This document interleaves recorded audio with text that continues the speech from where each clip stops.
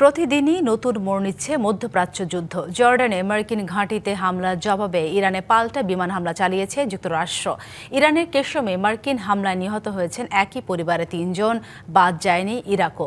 সেখানে যুক্তরাষ্ট্র ও সৌদি আরবের নজিরবিহীন যৌথ হামলায় নিহত হয়েছেন অন্তত ২০ জন। অন্যদিকে মিশরের উপকূলে ড্রোন হামলায় জ্বলছে মার্কিন গ্যাস ট্যাঙ্কার। মারমুখী অবস্থানে খোদ মার্কিন প্রেসিডেন্ট ডোনাল্ড ট্রাম্প হুঁশিয়ারি দিয়ে বলেন, এবার আঘাত হানবে যুক্তরাষ্ট্র।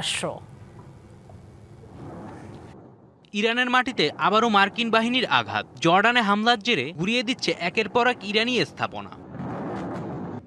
হোয়াইট হাউস থেকে কঠোর বার্তা দিয়েছে মার্কিন প্রেসিডেন্ট ডোনাল্ড ট্রাম্প। আমরা তাদের উপর কঠোর আঘাত হানতে যাচ্ছি, কারণ এখন আমাদের আঘাত করার পালা।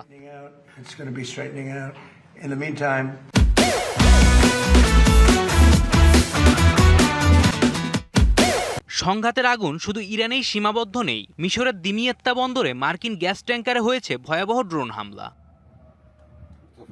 বাদ যায়নি ইরাকও। যুক্তরাষ্ট্র ও সৌদি আরবের যৌথ হামলায় ইরান সমর্থিত মিলিশিয়াদের ঘাঁটিতে জোরালো আঘাতে নিহত হয়েছে অন্তত ২০ জন। হামলার তীব্র নিন্দা জানিয়েছে ইরাকের প্রধানমন্ত্রী আলী আল জায়েদি। হামলা পাল্টা হামলায় বিশ্ব নেতাদের কপালে উদ্বেগের ভাঁজ। যে কোনো মূল্যে এই আগুন নেভানোর আহ্বান জাতিসংঘের।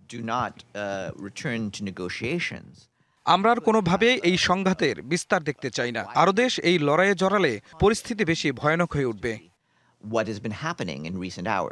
মধ্যপ্রাচ্য ইস্যুতে ইরান ও যুক্তরাষ্ট্রের মধ্যে যুদ্ধবিরতি চলছে। তার মধ্যেই চলছে খণ্ডযুদ্ধ, হামলা পাল্টা হামলা। উদ্যোগ আছে শান্তি চুক্তিরও, তবে কোনো কিছুই কাজে আসছে না।